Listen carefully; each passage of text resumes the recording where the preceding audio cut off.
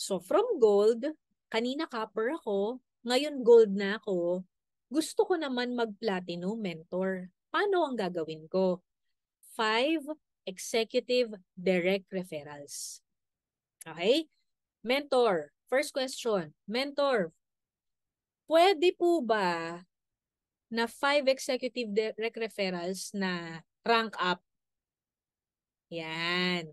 Ang sagot, yes. Pwede. Basta same month. Same month nag-join. Okay? Sample. Ito yung mga na-refer mo within the month of November. This month, ng November. May na-refer kang silver, may na-refer kang gold, may na-refer kang copper, silver, and gold. So, check na yung dalawang gold. Executive na yon. Ilan na lang yung kailangan mo? Itong tatlo. If last month mo na-refer to, hindi na to counted para sa rank up mo. Pero kung this month mo na-refer to, counted to. Kapag si silver nakapag-refer ng tatlo, check na yon. Pag si copper nakapag 8 DRs and movers, na DR niya, check na rin siya. And same thing, si silver, any package naman yung tatlo niya eh. Check na din siya. Nakuha?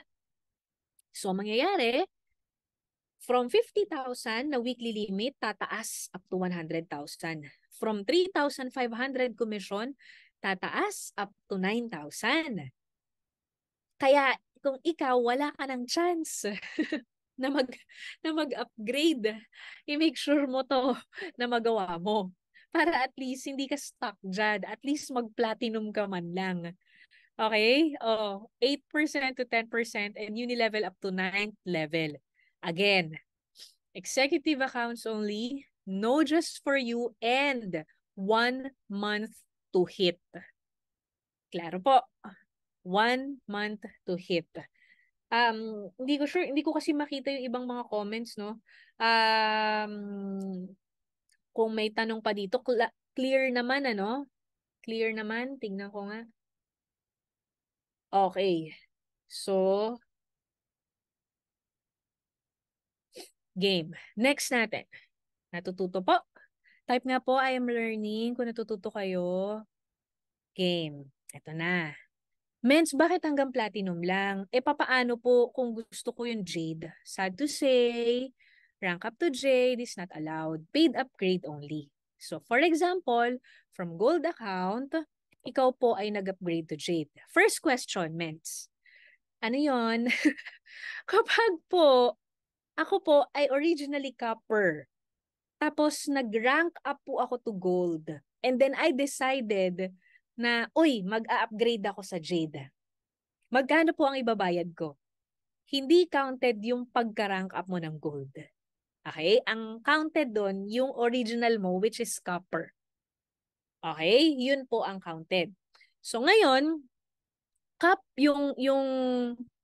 ito naman, for example, gold ka talaga, nag-rank up ka to,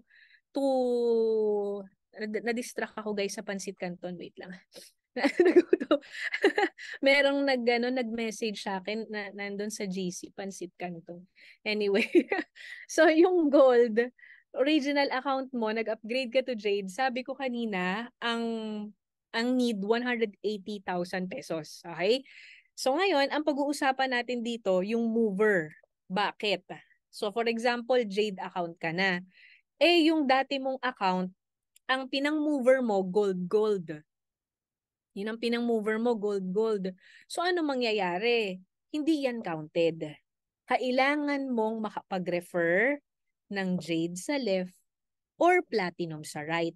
Or itong dalawang gold mo, nag-upgrade din to platinum or Jade. So kapag ganyan, ikaw po ay mover na sa iyong Jade account.